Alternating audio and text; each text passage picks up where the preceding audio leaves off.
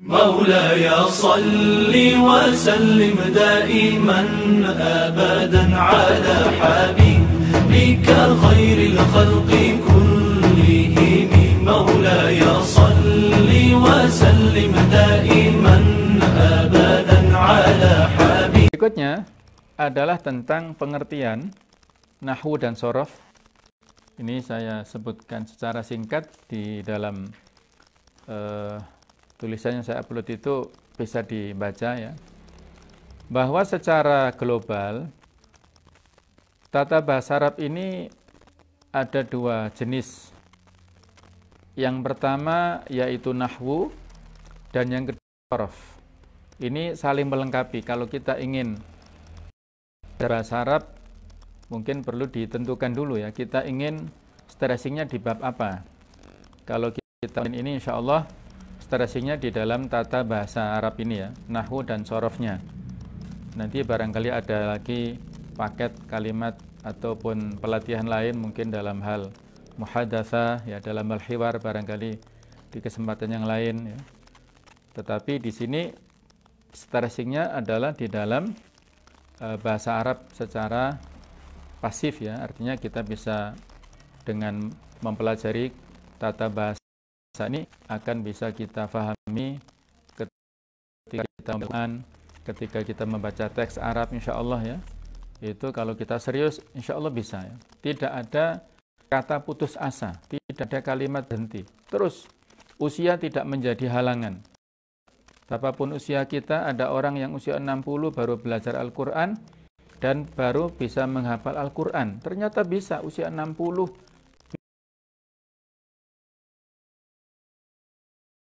ya, nggak mesti. Usia 60 tidak menghalangi. Yang penting adalah kesungguhan. Seberapapun hasilnya itu akan pada Allah. Nah, kalau ringkasnya adalah bahwa ini adalah ilmu yang mempelajari tentang hubungan antara satu kata dengan kata lain pada satu kalimat.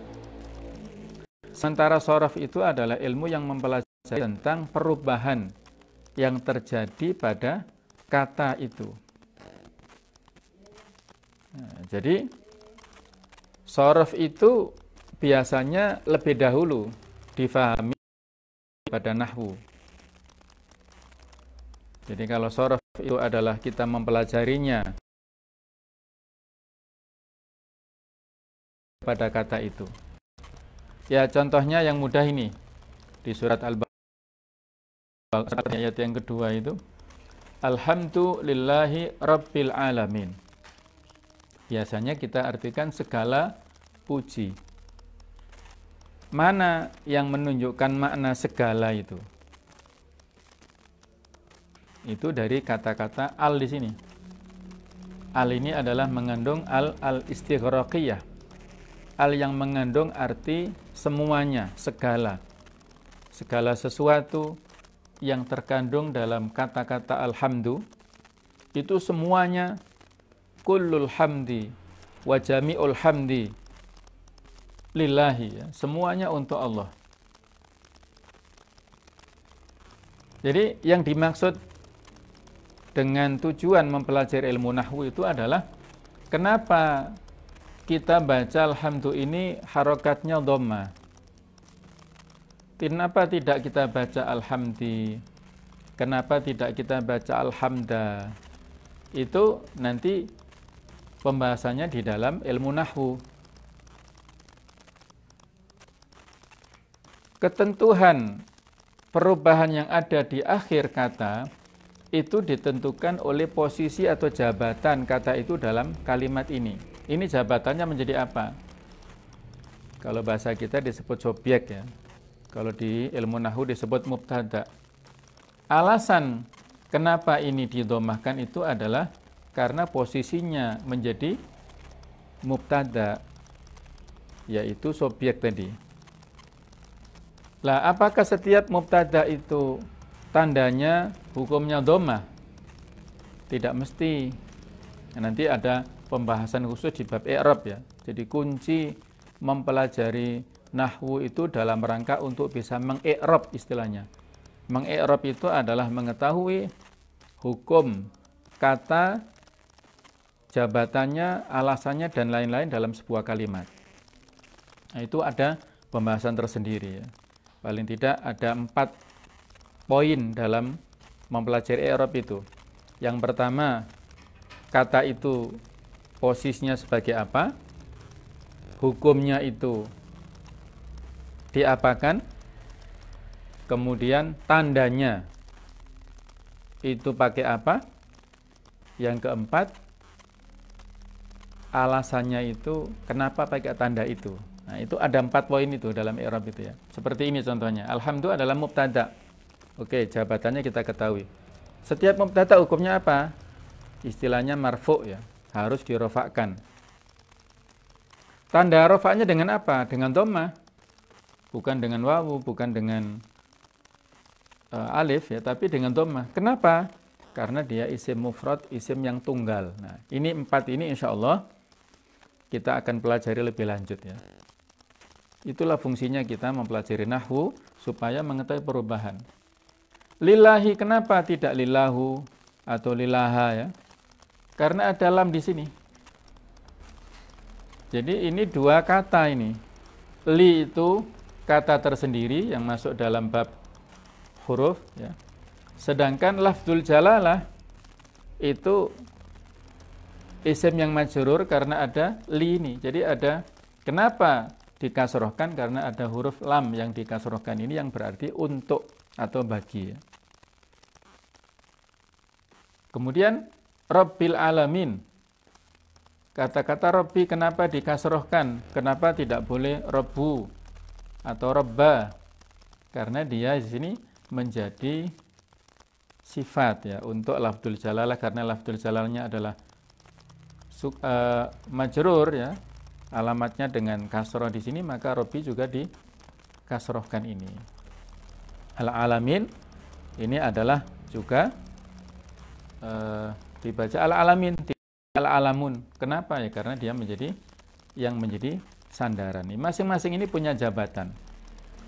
Setiap kata dalam bahasa Arab itu, contohnya dalam Al-Quran, semuanya punya jabatan dan punya alasan. Ya, dia punya jabatan, hukumnya masing-masing itu apa tadi? Apakah marfu, mansub atau majrur tadi kalau itu kata benda? Kalau kata sifat, kata kerja tidak ada yang majrur ya, tapi ada mansubnya, ada majzumnya ya. Nanti akan kita pelajari ya, nggak perlu bingung dulu ya, hanya sekedar memancing rasa penasaran dari pemirsa supaya ingin mempelajari lebih lanjut. Bukan bermaksud saya membingungkan, bukan, tapi ini supaya tujuan kita mempelajari ini seperti ini ya. Jadi kalau ilmu nahwu itu untuk mempelajari hubungan antar kata, posisi yang menentukan di setiap kalimat, setiap kata dalam kalimat itu berbeda-beda. Sedangkan ilmu sharaf adalah yang mempelajari perubahan kata. Ada hamtu ini. Dari kata kerja apa? Itu kata kerjanya bentuk lampau hamidah. Kenapa tidak hamadah? Nah, itulah uniknya bahasa Arab ya. Ada yang disebut dengan wazan. Wazan itu timbangan. Timbangan itu dalam rangka untuk supaya kita mengetahui akar kata. Kalau kita menggunakan kamus, ya, itu harus dengan timbangan. Supaya kita tahu, oh akar katanya alhamdulillah itu hamidah. Jadi bukan hamada, hamida yahmadu, bukan hamida yahmidu. Karena patennya memang seperti itu. Ada fa'ila yaf'alu ya. Ini istilahnya fa' fi'il yang ada di awal. Ini ya. Mim ini ain fi'il dari fa'ala itu ya. Kemudian dal ini lam fi'il ya. Jadi itu timbangan standar dalam bahasa Arab itu aslinya kata dalam bahasa Arab itu 3 huruf saja. Kalau ada 1 huruf, berarti bisa dipastikan itu bukan kata asli. tapi itu kata yang sudah perubahan ya, sudah ada perubahan. Kecuali kalau huruf ya. Kalau ini kata kerja, itu 3 kata itu. Nah, ada satu fi'il amr, contohnya ki. Nah, ki itu apa artinya? Mungkin pernah ada mendengar hanya satu kata aja, atau satu ini ya, misalnya kita tuliskan misalnya ini ki ya, ki ini kok aneh. Ini kata kerja fi'il amr ini, ki, dari kata fi'il madhi waqo, yaqi, wiqayatan.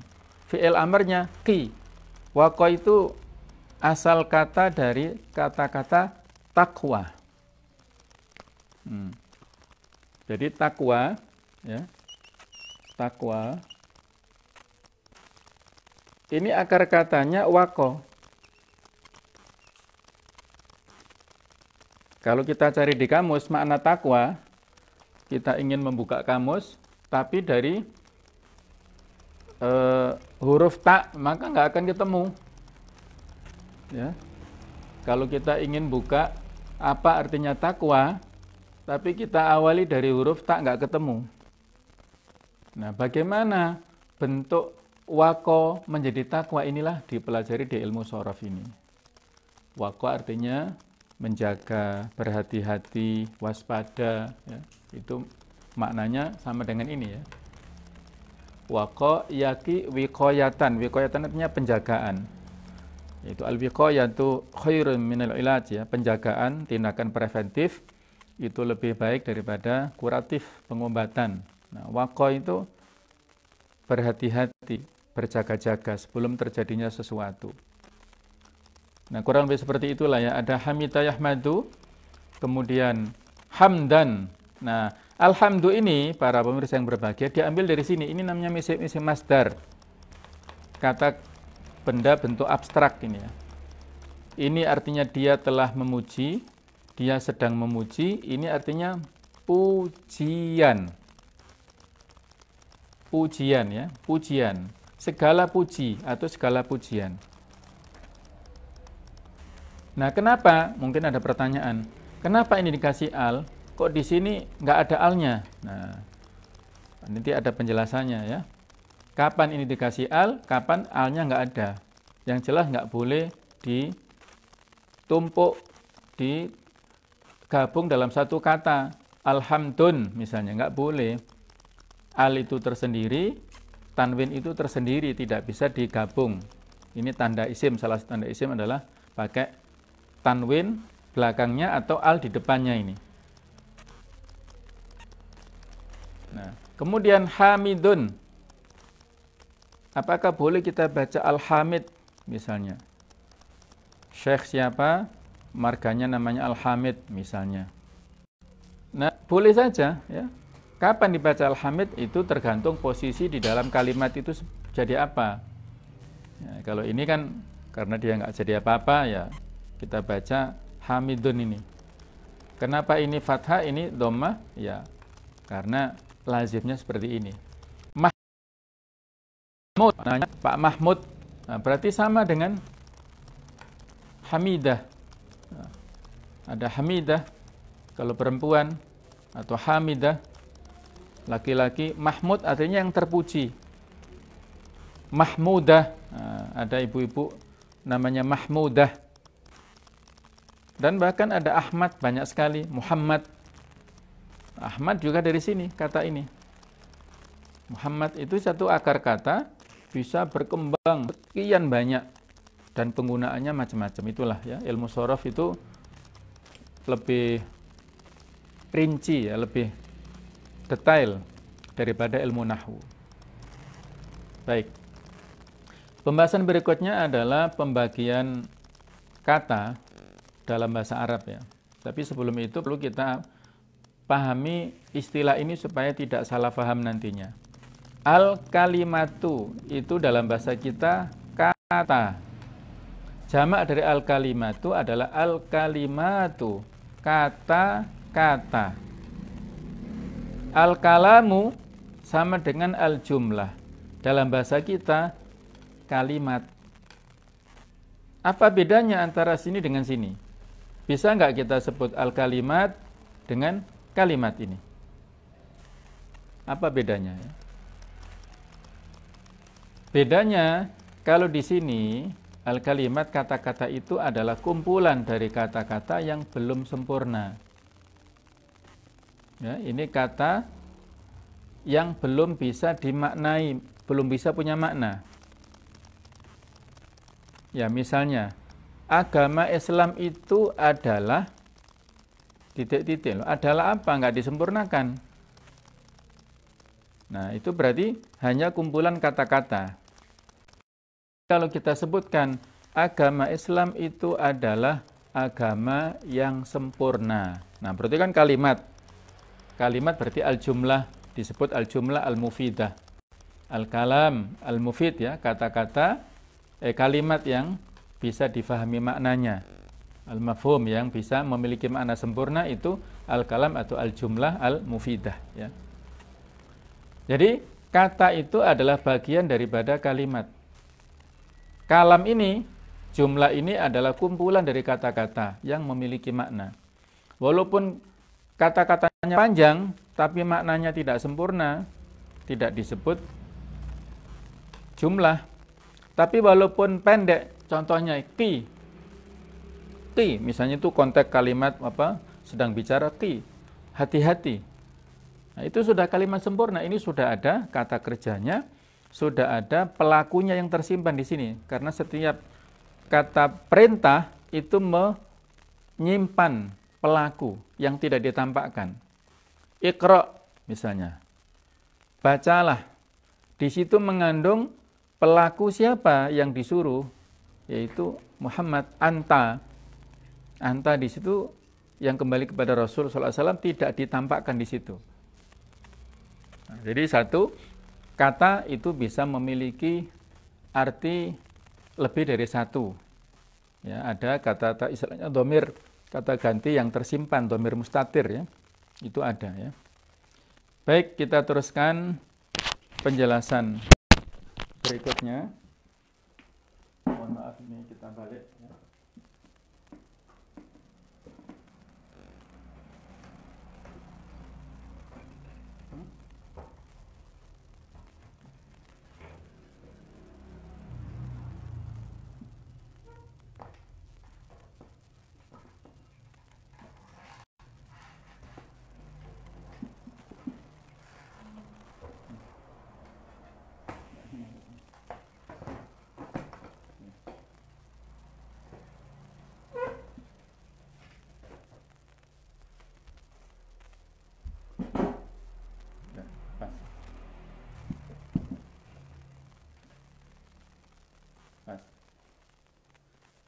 Baik, mohon maaf ya, ada gangguan teknis ya.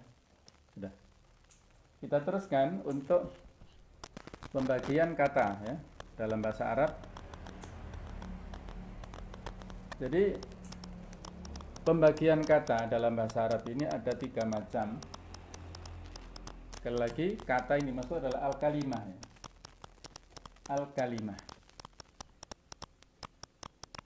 Dalam bahasa Arab ada huruf hijaiyah, huruf abjad, misalnya alif, ba, ta, sa, jim, ha, kho, dan sampai ya itu.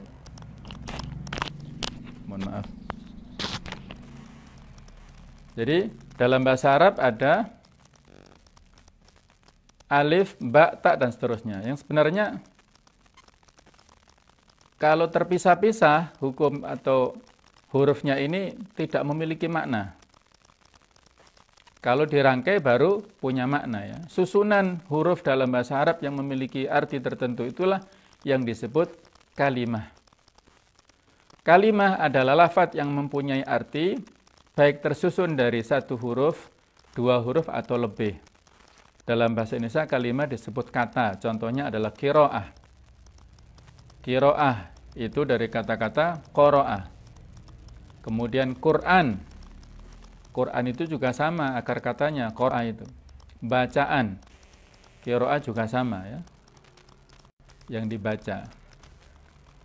Kemudian rangkaian kata yang mengandung pikiran dan dapat difahami dalam bahasa Arab disebut dengan jumlah. Yang dalam bahasa kita adalah kalimat ya. Al-kalam atau al-jumlah, bahasa Indonesianya adalah kalimat. Aqra'ul Qur'an fil masjid, aku membaca Al-Qur'an di masjid misalnya. Jadi di situ ada kata-kata aqra'u yang diletakkan dalam kalimat yang sempurna, maka menjadi makna yang bisa difahami. Nah, setiap kalimat dalam bahasa Arab itu adalah rangkaian daripada kata. Dan kata ini ada pembagiannya 3 jenis.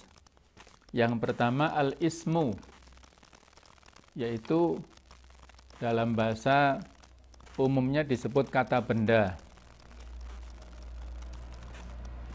Lafdun yadullu ala musamma, ya, lafadz yang mengandung makna sesuatu yang diberi nama tertentu. Bisa nama orang, nama kota, nama negara, nama benda padat, benda cair. Pokoknya lafadz yang mengandung makna tertentu yang tidak ada kaitannya dengan persoalan waktu. Itu disebut al-ism. Dalam bahasa Arab banyak ya al-ism ini. Ada Kitabun, Muhammad, Jakarta, Jamil, Malang, Surabaya. Jadi itulah kata-kata yang memiliki makna tersendiri yang tidak ada kaitannya dengan. Sedangkan fi'lu itu adalah dalam bahasa kita disebut kata kerja. Setiap kata yang merupakan bentuk daripada kata kerja, dan kata kerja dalam bahasa Arab hanya terbagi 3. Simple ya, tidak panjang-panjang. Cukup 3 saja dalam bahasa Arab ini. Ada fi'il madhi yang menunjukkan waktu lampau, fi'il mudhari' sekarang ataupun akan datang, fi'il amar yang menunjukkan perintah. Hanya 3 ini. Tetapi keunikan bahasa Arab adalah bahwa antara pekerjaan dengan yang melakukan pekerjaan itu harus sinergis, harus terkait. Maksudnya adalah menyesuaikan ya. Barangkali inilah keunikan bahasa Arab berbeda dengan bahasa Indonesia ya. Kalau bahasa Indonesia misalnya Ali menggambar, itu kalau kita rubah alinya menjadi murid-murid, tetap menggambar juga. Tidak ada perubahan menggambar-menggambar, kan nggak boleh ya. Ali menggambar, murid-murid menggambar juga. Tapi kalau dalam bahasa Arab, itu berbeda. Kalau satu orang itu dengan kata kerja yang bentuknya tunggal, kalau banyak itu kata kerja yang menyesuaikan. Nanti ada penjelasannya ya. Ada pada pembahasan berikutnya. Baik, yang ketiga adalah al-harf. Atau dalam bahasa kita huruf. Atau kata bantu ya. Sekali lagi pengertian ini tidak persis bisa mewakili. Tidak ya, belum bisa. Ini hanya sekedar untuk memiripkan saja. Oh, kata bantu ya. Kata bantu dalam bahasa Indonesia ya bisa mudahlah kita pahami ya. Artinya kata yang tidak bisa berdiri sendiri kecuali dia digabungkan dengan kata lainnya, baik itu kata isim atau kata fi'il. Dia nggak bisa berdiri sendiri, harus ada rangkaian yang di belakangnya apa. Ini saya sampaikan juga tanda-tandanya ya. Ini tanda yang pertama adalah tanwin.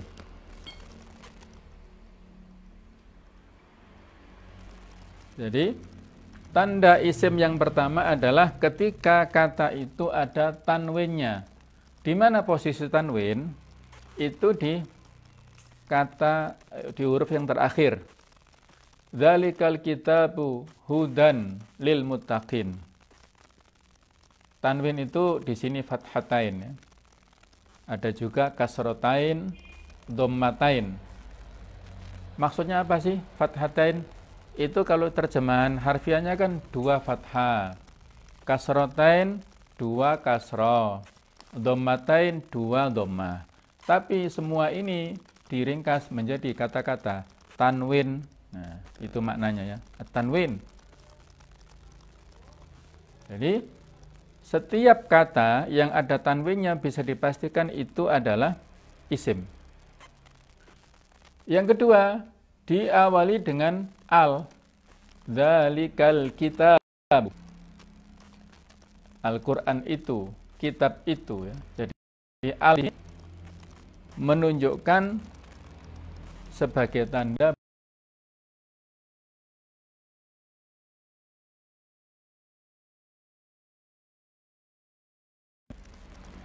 jadi sudah kita singgung ya. Bisa al-huda, bisa hudan. Kalau hudun, hudin bisa nggak? Oh nggak bisa ya. Ini memang spesifik khusus pembahasannya. Ini ada ini istilahnya alif bengkong ya. Jadi kalau kita misalnya suka bercanda ke anak-anak, suka dia mempelajari Islam, tapi baru awal-awal tapi sudah ada unsur-unsur kesombongan itu, misalnya kan diguyoni, kamu belum tahu bedanya alif lurus sama alif bengkong aja kok berani menyala-nyalakan para ulama misalnya ya. Mana alif bengkong itu? Alif bengkok itu kayak ini. Ya, alif bengkok itu adalah tanda seperti ya, tapi ini bukan ya. Yang tidak ada titik duanya di bawah itu namanya alif bengkok, bengkong ya orang Jawa ya. Jadi kalau kita belum tahu yang disebut alif bengkok ya, jangan macam-macam kita dengan para ulama yang sangat mulia ya. Dulu ada beberapa mahasiswa ini cerita bisa pelajaran lah. Ada yang baru belajar Islam, kemudian datang ke kiai kampung yang alumni Madinah, alumni Saudi ya. Terus mahasiswa dari perguruan tinggi negeri di Malang ya. Dia mengejek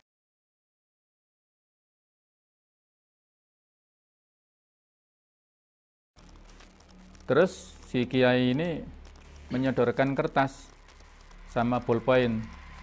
Antum jangan banyak bicara, coba sekarang tuliskan ayat kursi secara benar di kertas ini.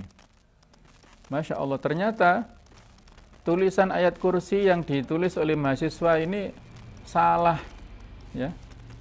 Tidak sebagaimana kaidah imla atau sebagaimana tulisan Rasam Utsmani yang ada di Al-Qur'an. Memang ada sedikit perbedaan antara kaidah imla'iyah dengan Rasam Utsmani yang ada di mushaf kita itu. Ternyata tidak sesuai. Maka kata kiai ini, sekarang kamu belajar dulu nulis Arab dengan betul ya, dengan benar, jangan menjelekkan ulama-ulama kita. Ini pelajaran berharga ya, betapa ilmu itu jangan merasa kita paling tahu, terus menyalahkan orang-orang lain, apalagi mereka yang sudah berkiprah di dunia Islam, sudah menjadi referensi umat, banyak pendukungnya ya. Jadi harus punya ketawaduan. Semakin orang itu tawadhu terhadap ilmu, maka semakin ilmu itu sampai ke dalam hatinya. Kan ada ungkapannya ya, bahwasanya al ilmu harbun lil muta'ali ya, ilmu itu memusuhi bagi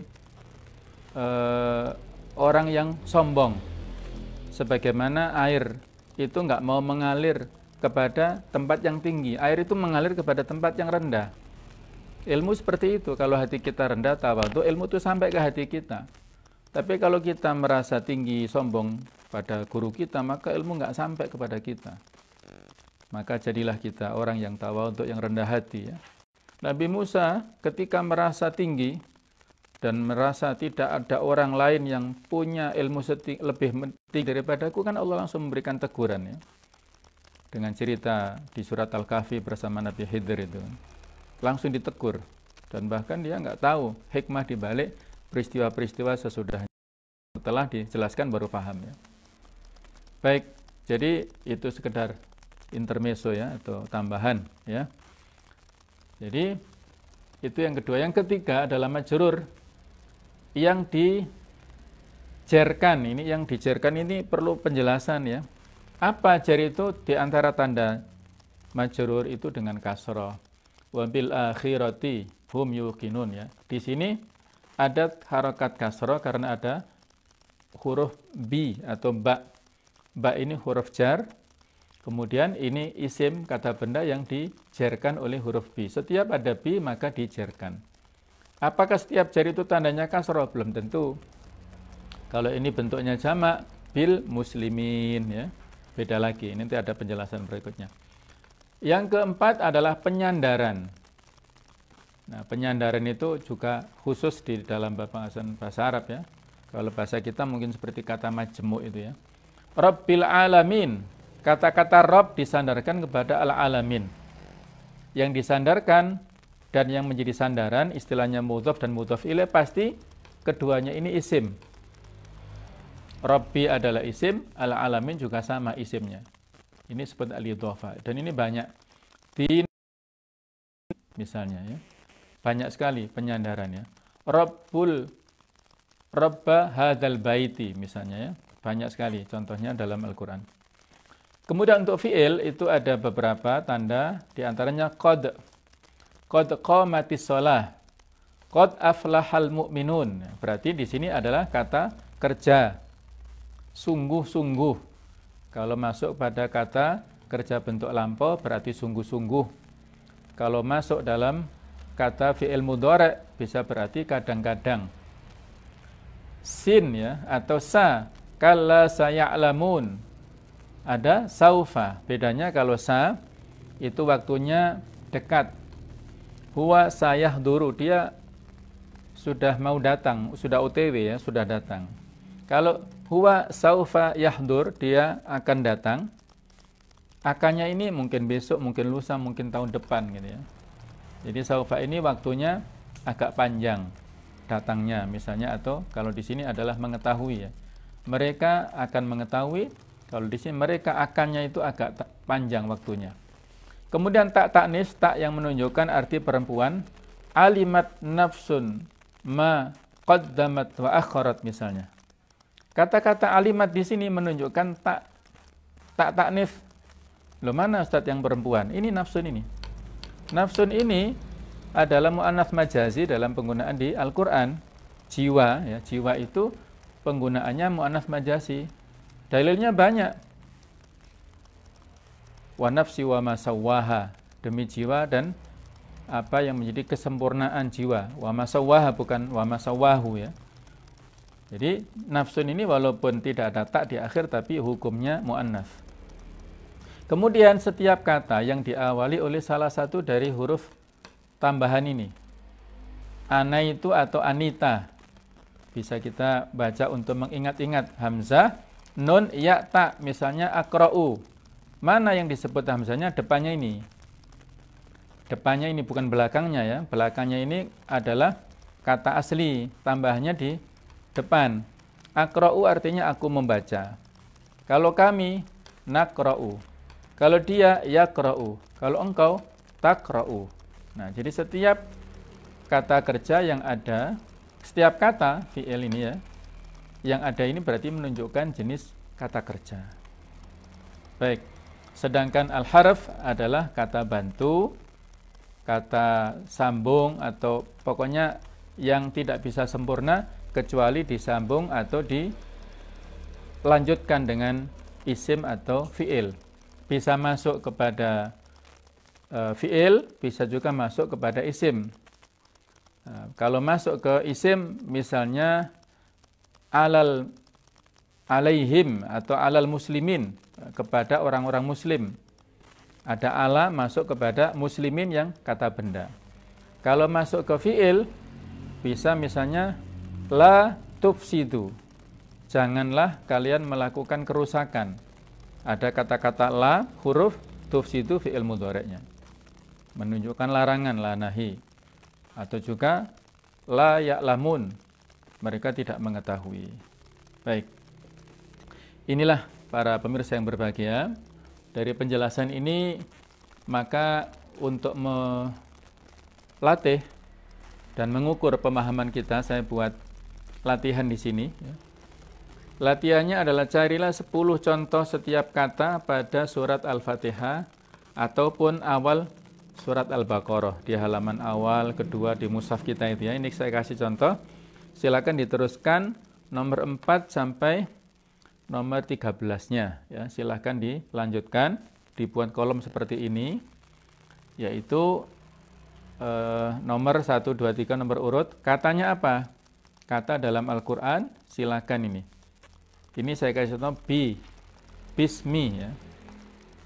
Bismi. Di Al-Qur'an Bismillahirrahmanirrahim itu ya. Bismillahirrahmanirrahim itu terdiri dari 19 huruf. Kalau dihitung katanya berapa kira-kira? Bi sendiri, ismi sendiri, lafdzul jalalah. Jadi kalau kita istilah untuk adab kita ya, adab ma'allah, menyebut bukan lafadz Allah tapi lafdzul jalalah. Yang ketiga, Ar-Rahman sendiri, Ar-Rahim sendiri. Jadi ada 5 kata di sini. Bi itu adalah sini saya tuliskan adalah huruf jar, kata bantu huruf jar. Kemudian ismi ini hamzah ya. Bukan alif. Nah, ini juga harus dipahami. Kalau ada orang yang ada unsur-unsur tadi ya, kesombongan aja, dia nggak tahu bedanya, apa sih bedanya hamzah dengan alif, bingung dia, apa bedanya. Nah, perlu belajar bahasa Arab ya. Jadi ismi itu adalah hamzah wasol ya, tapi di sini dibuang karena tidak terbaca, dibuang khusus di sini. Aslinya bi ismi. Ini disebut isim, nama. Kenapa? Tandanya dikasrohkan, majrur tadi ya. Dijarkan ini majrur ya, ada tanda kasroh ismi. Kemudian unzila ya, unzila itu tandanya diawali dengan hamzah ini bukan alif ya, ini hamzah. Ini apa? Al harfu hamzah atau alif?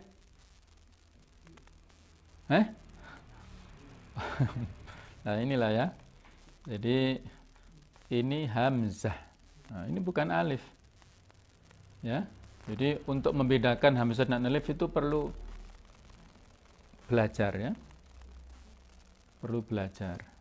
Kapan? Ini sama Ustadz sama hamzahnya, ini ada tanda kepala ain tapi ini enggak ada kepala ain. Biasanya kalau di Quran Madinah itu ada shad kecil. Nah, shad kecil itu namanya wasal, hamzatul wasal ya, untuk menunjukkan wasal. Tanda kepala shad. Nah, berarti di sini enggak terbaca kalau dia diletakkan di pertengahan. Nah, seperti alhamdulillah tadi ya. Alhamdulillahirabbil alamin. Alhamdu itu hamzahnya terbaca secara jelas kalau kita baca utuh. Maksudnya terletak di awal bunyi kalimat. Tapi kalau alhamdu itu kita wasolkan bacaannya dengan basmalah, maka hamzahnya hilang bunyinya ya. Bismillahirrahmanirrahim. Alhamdulillahirabbil alamin. Jadi ar-rahimil hamdulillah. Hamzahnya mana? Hilang. Nah, itulah karakter hamzah wasal ya. Ketika berada di awal kata kalimat dia muncul. Tapi kalau berada di pertengahan bunyinya hilang. Nah, itu maksudnya hamzah. Aqra'u di sini. Ra'u. Ini hamzah apa alif? Ya, ini hamzah ya. Alif itu mana alifnya? Alif itu kalau dia, ini contohnya. Al-kitabu. Ini loh alif ya. Yang ada di pertengahan atau di akhir dan pasti posisinya sukun. Posisi alif itu pasti sukun. Ya. Nah, jadi saya kira ini sebagai awalan kita ya. Mohon maaf.